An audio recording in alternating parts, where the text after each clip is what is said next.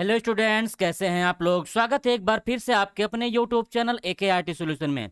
तो स्टूडेंट्स, हम लोग M4R5 की सीरीज पढ़ रहे थे। इस M4R5 के सीरीज में हमने ये जो चैप्टर शुरू किया हुआ था वो बिल्डिंग IoT एप्लीकेशन का था, जिसमें हमने इसका पहला पार्ट जो है 50 क्वेश्चंस का वो मैंने करवा दिया था। आज हम शुरू कर रहे हैं पार्ट 2 इस चैप्टर का। तो अगर आपने अभी तक मेरा पहला पार्ट नहीं देखा हुआ है तो आप ऊपर आई बटन पे क्लिक करके उस पार्ट को अवश्य देखें। तो चलिए चलते हैं हम लोग अपने सेकंड पार्ट पे। तो देखिए यहाँ पे सेकंड पार्ट शुरू हो चुका है हमारा। इसमें कह रहा है कि what does backslash A escape code represent. ठीक है, तो इसका मतलब क्या होगा, इसका आंसर क्या होता है। तो इसका आंसर होता है अलर्ट के लिए होता है आपके IoT में। अगले क्वेश्चन की तरफ बढ़ते हैं। अगला क्वेश्चन देखिए क्या कर रहा है कि how the constant are declare. Constant को कैसे डिक्लेयर किया जाता है। तो इसका आपका आंसर हो जाएगा बोथ ए एंड बी, दोनों तरीके से आप इसको डिक्लेयर कर सकते हो। नेक्स्ट अगले क्वेश्चन की तरफ बढ़ते हैं। अगला क्वेश्चन देखिए क्या कर रहा है, which type is best suited to represent the logical value, यानी लॉजिकल वैल्यू को रिप्रेजेंट करने का सबसे अच्छा तरीका कौन सा है। तो इसका आंसर क्या हो जाएगा, बुलियन। नेक्स्ट अगले क्वेश्चन की तरफ बढ़ते हैं। अगला क्वेश्चन देखिए क्या कर रहा है, identify the user defined types from the following. इसका जो आपका आंसर हो जाएगा वो आंसर हो जाएगा बोथ न्यूमरेशन एंड क्लासेस। अगले क्वेश्चंस की तरफ बढ़ते हैं। अगला क्वेश्चन देखिए क्या कर रहा है कि which of the following statement are true int F float. ठीक है, इनमें से कौन सा स्टेटमेंट आपका सही है। तो इसका आपका आंसर हो जाएगा हमारा F is a function taking an argument of type float and returning N integer. इसका सही आंसर है। नेक्स्ट अगले क्वेश्चन की तरफ अगर बढ़ें, अगला क्वेश्चन कह रहा है कि the value 132.54 can be represent using which data type, यानी इस प्रकार की वैल्यू जो है किस प्रकार के डेटा टाइप में रिप्रेजेंट की जाती है। तो ये की जाती है आपका डबल में। नेक्स्ट अगले क्वेश्चन की तरफ बढ़ते हैं हम लोग। अगला क्वेश्चन देखिए आपके स्क्रीन पर यह है कि when a language has a capability to produce a new data type mean it can be called as. ठीक है, तो इसका आपका आंसर हो जाएगा 7 नंबर क्वेश्चन का एक्सटेंसिबल। ठीक है, नेक्स्ट अगले क्वेश्चन की तरफ बढ़ते हैं। अगला क्वेश्चन देखिए क्या कर रहा है आपकी स्क्रीन पर, इंटीजर, कैरेक्टर, बुलियन, फ्लोटिंग, ये सब क्या हैं। ठीक है, तो इसका आपका जो आंसर हो जाएगा वो हो जाएगा एरेज पॉइंटर क्लासेस। नेक्स्ट अगले क्वेश्चन हम लोग देखते हैं। अगला क्वेश्चन देखिए आपकी स्क्रीन पर यहाँ पे है, how many characters are specified in the ASCII scheme.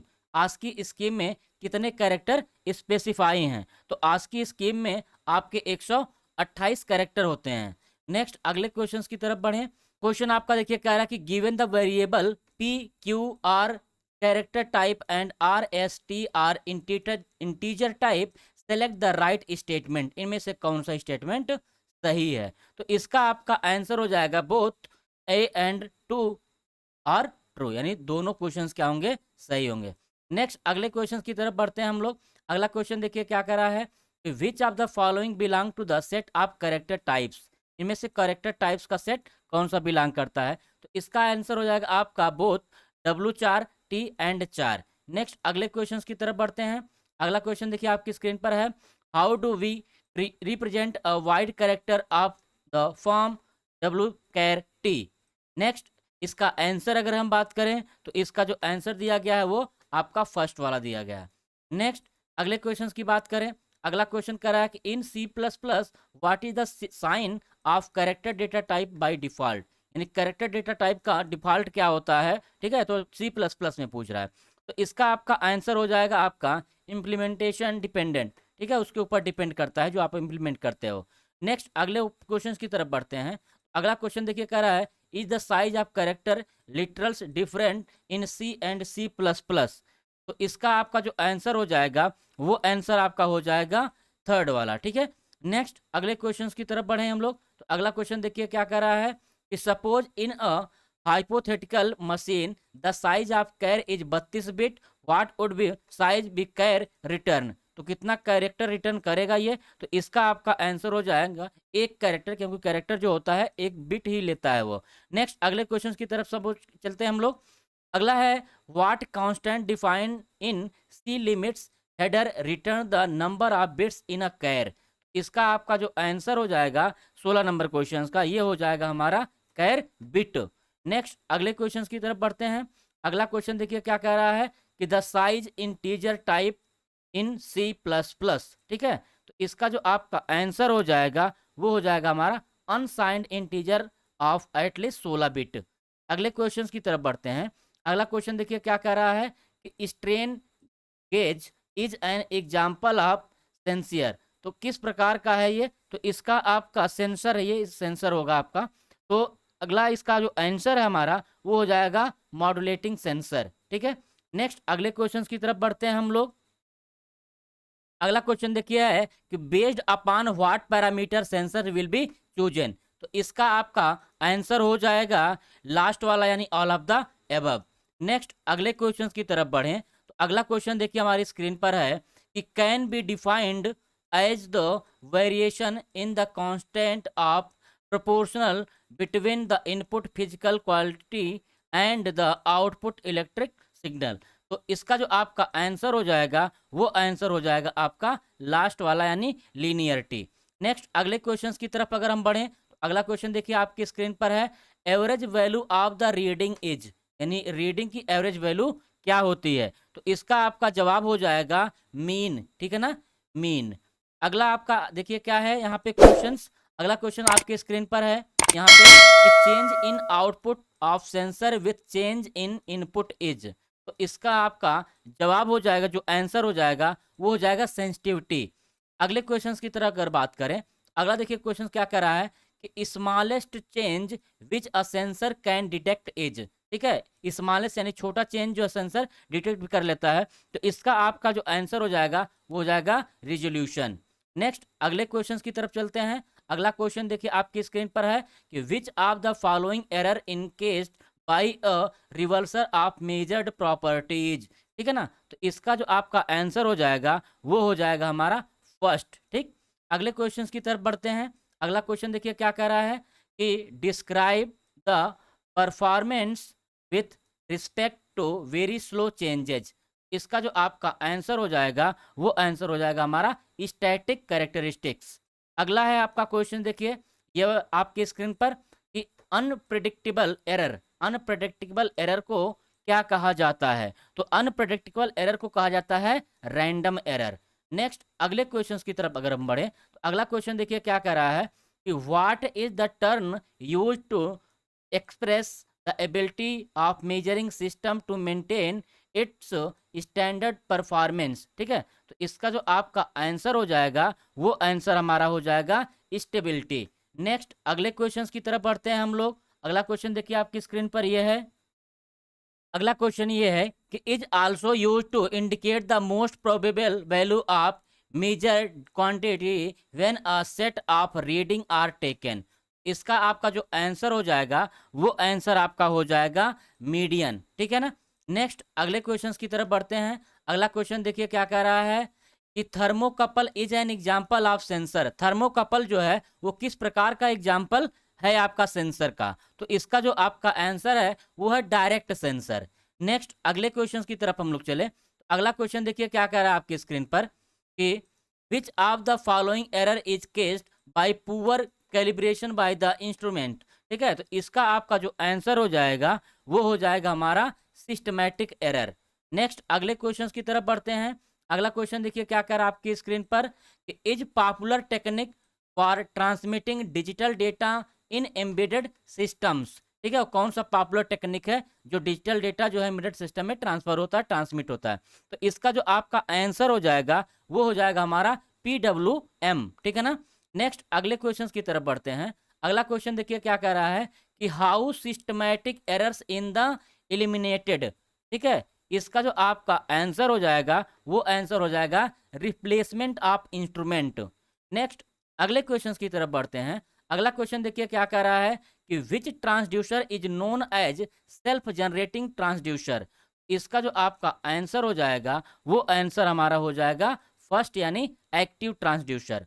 Next अगले क्वेश्चन की तरफ अगर बढ़ें तो अगला क्वेश्चन देखिए है आपका स्क्रीन पर कि sensors that use an additional energy sensor for their operation are called, ठीक है। तो इसका जो आपका आंसर हो जाएगा वो आंसर हो जाएगा आपका both A and B. Next अगले क्वेश्चन की तरफ बढ़ते हैं। अगला क्वेश्चन देखिए क्या कह रहा है आपके स्क्रीन पर यहाँ पे can be defined as the tolerance within which a measurement can be repeated. तो इसका आपका जो आंसर है वो आंसर आपका है प्रिसीशन। नेक्स्ट अगले क्वेश्चन की तरफ अगर बढ़ें तो अगला क्वेश्चन देखिए क्या कर रहा है कि why do we need to calibrate sensor. ठीक है, तो इसका आपका जो आंसर हो जाएगा वो आंसर हो जाएगा first for environmental factor. Next अगले क्वेश्चन की तरफ बढ़ते हैं। अगला क्वेश्चन देखिए क्या कह रहा है कि is the departure of a given reading from the arithmetic mean of group of readings. इसका जो आपका आंसर हो जाएगा वो आंसर हो जाएगा हमारा डेविएशन। नेक्स्ट अगले क्वेश्चन की तरफ बढ़ते हैं। अगला क्वेश्चन देखिए क्या कह रहा है यहाँ पे कि describing the sensor life expectancy. तो अगला इसका जो आंसर हो जाएगा हमारा वो आंसर हो जाएगा लास्ट वाला यानी डी वाला। ठीक है, तो ये वाला जो आपका आंसर है वो इसका सही है। नेक्स्ट अगले क्वेश्चन की तरफ अगर बढ़ें तो अगला क्वेश्चन देखिए क्या कह रहा है कि सेंसर आउटपुट सिग्नल टाइप्स, यानी सेंसर के आउटपुट सिग्नल जो है कितने प्रकार के होते हैं। तो इसका जो आपका आंसर हो जाएगा वो हो जाएगा all of the above. Next अगले क्वेश्चन की तरफ अगर बढ़ें तो अगला क्वेश्चन देखिए क्या कह रहा है कि in a measurement system, in a measuring system quantity under measurement is termed as. इसका जो आपका आंसर हो जाएगा वो हो जाएगा मेजरेंड। नेक्स्ट अगले क्वेश्चन की तरफ अगर बढ़े हम, अगला क्वेश्चन देखिए क्या कर रहा है कि is the complicated output signal types, यानी इनमें से कौन सा कॉम्प्लिकेटेड आउटपुट सिग्नल है। तो इसका आपका जो आंसर हो जाएगा वो हो जाएगा सीरियल डिजिटल। नेक्स्ट अगले क्वेश्चन की तरफ अगर बढ़े तो अगला क्वेश्चन देखिए क्या कह रहा है कि which of the following is not a characteristics of an ideal transducer.